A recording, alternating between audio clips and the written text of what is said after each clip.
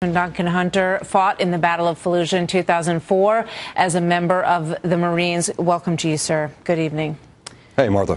Talk to me a little bit about what's really going on the ground here, because there's a lot of confusion as to why Fallujah and Ramadi, that you and others fought so hard to secure, since December really have slipped over into a majority of control by al-Qaeda at this point. Yeah, it's pretty simple. In fact, I don't need a big hearing to figure this one out. And you had millions of Americans served. You had Americans die. You have a lot of Americans that have missing limbs because of this area, the Sunni Triangle. And it's very simple. We're not there anymore, and we left too quickly with no leave behind force. The Obama administration completely failed, and now you have the debacle that you have in Iraq now. And unfortunately, Iraq is gone. That's my opinion. There is no getting this back. If the level is that they're not going to attack their allies or our allies, and they're not going to be able to attack us, then we've succeeded, because they no longer have a dictator. They no longer have somebody that's going to try to build nuclear weapons. But if your idea of success is a peaceful nation that tries to work against Iran and the other evil regimes there in that area, then we've failed. And we also have no ability now to see what's going on. So if al-Qaeda is now training in Iraq like they trained in Afghanistan, here's the really scary part for me. I have a 13-year-old son. I don't want my 13-year-old son to have to join the Marine Corps in 10 years to go back to Iraq to fix the mistakes that this president made when he abandoned everything that we fought for there. All right. You know, let's go back to that for a moment. The status of forces agreement that was never decided upon, never concluded. Would that have made a difference, or do you feel like troops needed to be there longer to secure a little bit more stability on the ground, or was it never going to take hold? No, the status of forces agreement would have made sure that we had troops there and enough to do something. I think the military generals at that time asked for about 20,000 troops to remain on the ground. President Obama offered them a few thousand, just like in Afghanistan. Right now, General Dunford, who's is running Afghanistan, has asked for about 10,000 troops. If he doesn't get 10,000 troops, there's no point in staying in Afghanistan either. So it's the same kind of thing, and what you see from this administration is repeat mistakes, which are the very worst kind. And that's the big problem here. Afghanistan is more complicated because you have a pretty nutty president in President Karzai, but Iraq didn't have that problem. Obama could have focused on Iraq and made sure that all the sacrifices that we fought for and everything that we did and all of those yellow ribbons that people put on their doors and all those stickers on their cars meant something. And right now, they mean nothing because we've now lost what we fought so hard for.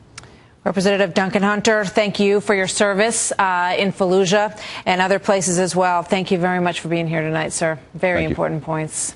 All right, let's talk now to a former Virginia Democratic congressman who strongly opposed the war in Iraq. Tom Perriello is also president and CEO of the Center for American Progress Action Fund. Tom, welcome. Good to have you here tonight. You have been on the ground. Talk to me about the dynamic that's going on there. Who is the ISL? Who are these forces that are moving in to fill this vacuum in Iraq? And how much of this comes from what's going on in Syria?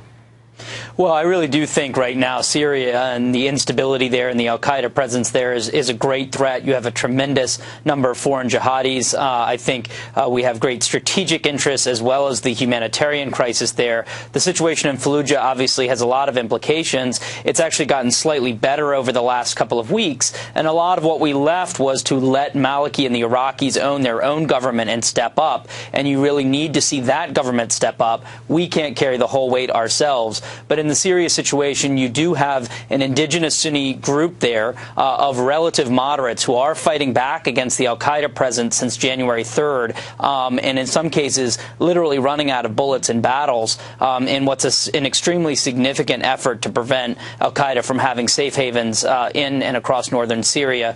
And I just got back from the border areas on the Turkish side, and you have these very courageous young human rights and democracy activists there who are deeply committed to the idea of having a free Syria still. Is there anything that can be done? You just heard Representative Hunter. He believes that Iraq is lost. Do you? I think Iraq is going to remain a challenge where you have Sunni, Shia, and Kurdish dynamics as you've had for a long time. I think what it means to be won or lost has been debated for a long time. I think in terms of their efforts to try to have something that looks like a state there, that's a project that continues. I think Syria is obviously a situation where you've had you have an Assad regime that has just launched a war against his own people, using starvation against women and children, as well as chemical weapons. And is basically said that he will use any tactics necessary to try to continue that war. You have 7 or 8 million human beings who have already been displaced and probably 150,000 dead. I do believe this is a place where the United States and the international community can play a constructive role on everything from the refugee crisis to the hard power considerations, particularly with the increasing al-Qaeda presence there in northern Syria. Yeah, I think so many Americans, look at the situation and they've had it. They've seen the loss of life. They've seen the loss of limbs. Why should they care? Why should we make an investment, in personal strength and in this area? Well, I really do understand there's a growing isolationism in both parties here in the United States for understandable reasons. We have so much need to invest in our people back home. We've asked so much of our military, as I know Congressman Hunter would agree.